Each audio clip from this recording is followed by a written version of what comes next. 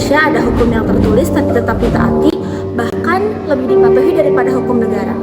Halo semuanya, perkenalkan nama saya Syara Alika Marsha dengan NPM lahir 037.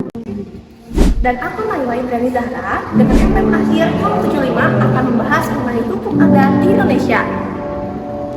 Istilah hukum adat diperkirakan berasal dari bahasa Arab, di mana hukum merujuk pada makna perintah atau ketetapan, sedangkan adah yang berjamak ahkam mengandung arti kebiasaan.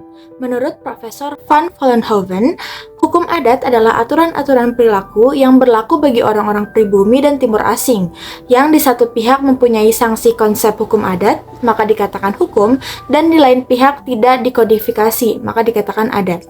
Sedangkan Holleman mendefinisikan hukum adat adalah hukum yang mandiri karena norma-norma hukum yang ada merupakan norma hidup yang diikuti dengan sanksi dan ditaati oleh masyarakat maupun badan atau lembaga yang bersangkutan.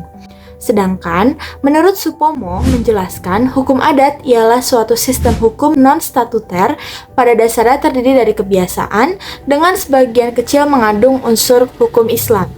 Menurut Ridwan Halim, hukum adat mencakup seluruh norma yang berasal dari kebiasaan dan tradisi yang berlaku di berbagai komunitas masyarakat Indonesia. Sebagian hukum ini bersifat tidak tertulis dan bersifat majemuk.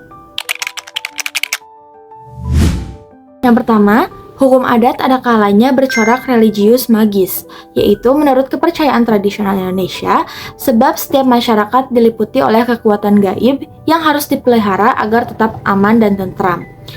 Tidak ada pembatasan antara dunia lahir dan dunia gaib, serta tidak ada pemisahan antara berbagai macam lapangan kehidupan, seperti kehidupan manusia, alam, arwah-arwah nenek moyang, dan kehidupan makhluk-makhluk lain. Adanya pemujaan-pemujaan khususnya terhadap arwah-arwah nenek moyang sebagai pelindung adat istiadat yang diperlukan untuk kebahagiaan masyarakat. Setiap kegiatan seperti membuka tanah, membangun rumah, dan peristiwa penting lainnya selalu diadakan upacara-upacara religius yang bertujuan untuk mendapatkan berkah serta tidak ada halangan dan selalu berhasil dengan baik. Ciri yang kedua adalah hukum adat bercorak komunal atau kemasyarakatan. Artinya bahwa kehidupan manusia selalu dilihat dalam wujud kelompok sebagai satu kesatuan utuh. Individu satu dengan yang lainnya tidak dapat hidup sendiri.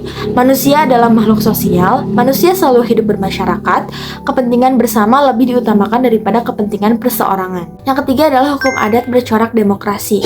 Artinya segala sesuatu selalu diselesaikan dengan rasa kebersamaan. Kepentingan bersama lebih diutamakan daripada kepentingan-kepentingan pribadi, sesuai dengan asas permusyawaratan dan perwakilan sebagai sistem pemerintahan. Yang terakhir, hukum adat bercorak kontan dan konkret. Bercorak kontan artinya pemindahan atau peralihan hak dan kewajiban harus dilakukan pada saat yang bersamaan, agar keseimbangan di dalam pergaulan masyarakat terjaga. Sedangkan bercorak konkret artinya setiap perbuatan atau keinginan dalam setiap hubungan hukum harus dinyatakan dengan benda-benda berwujud sehingga tidak ada janji yang dibayar dengan janji. Semuanya harus disertai dengan tindakan nyata supaya tidak saling mencurigai. Penerapan hukum adat di Indonesia mencerminkan manifestasi nyata dari keberlakuan hukum tidak tertulis yang hidup berdampingan secara sosiologis maupun yuridis dengan sistem hukum nasional.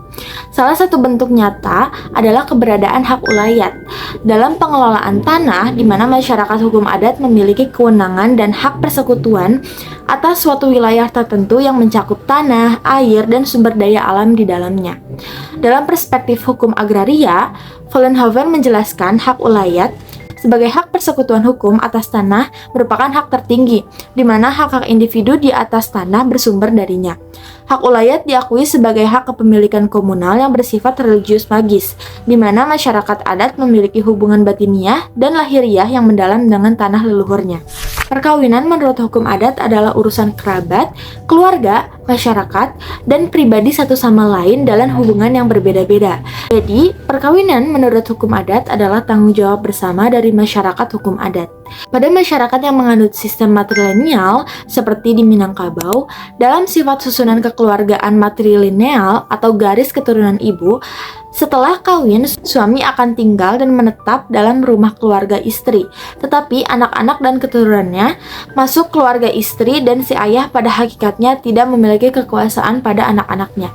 Keadaan ini disebabkan oleh kerabat istri yang membiayai rumah tangga. Sedangkan susunan keluarga patrilineal atau garis keturunan bapak, sifat utama dari perkawinan ini adalah dengan memberikan jujur dari pihak laki-laki pada pihak perempuan sebagai lambang diputuskannya hubungan kekeluargaan pihak istri dengan orang tuanya, nenek moyangnya, dan dengan kerabatnya. Setelah perkawinan, pihak istri serta anak-anak dan keturunannya masuk ke dalam keluarga suami.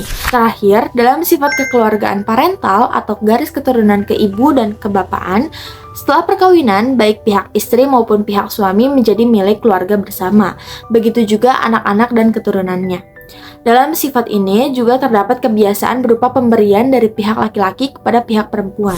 Penerapan hukum adat juga termanifestasi dalam aspek peradilan adat dan mekanisme penyelesaian sengketa di luar pengadilan untuk mengembalikan keseimbangan kosmis dan sosial yang terganggu akibat suatu pelanggaran. Sanksi adat, baik berupa denda material, upacara adat, maupun pengucilan sosial, bertujuan untuk memulihkan hubungan antara pelaku, korban, dan masyarakat luas. Di banyak wilayah di Indonesia, lembaga adat seperti Kerapatan Adat Nagari di Sumatera Barat atau Sangkap di Bali berperan sebagai mediator efektif yang mampu menyelesaikan konflik horizontal secara cepat dan damai, sehingga mencegah eskalasi perkara ke ranah peradilan formal yang bersifat kaku dan memakan waktu. Kedudukan hukum adat dalam sistem hukum Indonesia bukan sekedar warisan budaya loh, tetapi juga bagian nyata dari identitas bangsa. Hukum adat lahir dari nilai, norma, dan juga kebiasaan masyarakat yang diwariskan secara turun-temurun, serta mengatur kehidupan sosial di berbagai daerah. Dalam konteks nasional, hukum adat diakui keberadaannya dalam Pasal 18B Ayat 2 dalam UUD 1945 yang menegaskan bahwa negara mengakui dan menghormati kesatuan masyarakat hukum adat beserta hak-hak tradisionalnya selama masih hidup dan sesuai dengan perkembangan masyarakat, serta prinsip negara kesatuan Republik Indonesia, yang artinya hukum adat memiliki kedudukan penting sebagai salah satu sumber hukum nasional, khususnya dalam mengisi kekosongan hukum yang belum diatur secara rinci oleh hukum positif. Selanjutnya, apa sih hubungan antara hukum adat dan juga hukum nasional? Ternyata keduanya bersifat saling melengkapi. Hukum nasional menjadi payung utama yang berlaku di seluruh warga negara, sementara hukum adat berperan menjaga nilai lokal yang hidup di masyarakat. Banyak prinsip hukum nasional yang sebenarnya berakar dari nilai-nilai adat, seperti musyawarah, gotong royong, dan juga penyelesaian sengketa secara kekeluargaan. Dalam beberapa bidang, seperti hukum agraria melalui Undang-Undang Pokok Agraria, hukum adat bahkan dijadikan dasar dalam peraturan hak atas tanah. Namun hubungan ini juga menuntut penyesuaian agar hukum adat tetap relevan dengan perkembangan zaman, hak asasi manusia, dan juga prinsip keadilan modern. Meski memiliki peran yang penting, hukum adat menghadapi berbagai tantangan di era modern, kayak globalisasi, modernisasi, dan juga perkembangan hukum tertulis seringkali membuat eksistensi hukum adat terpinggirkan, karena tidak semua aturan adat sejalan dengan prinsip HAM atau kesetaraan gender, sehingga beberapa hal perlu direkonstruksi. Selain itu, konflik antara kepentingan pembangunan nasional dengan hak masyarakat adat, terutama terkait tanah ulayat dan juga sumber daya alam, masih sering terjadi. Oleh karena itu, tantangan terbesar adalah bagaimana mempertahankan nilai luhur hukum adat tanpa menghambat kemajuan, yakni dengan cara mengintegrasikan hukum adat secara selektif, adil, dan juga konstitusional ke dalam sistem hukum nasional di Indonesia.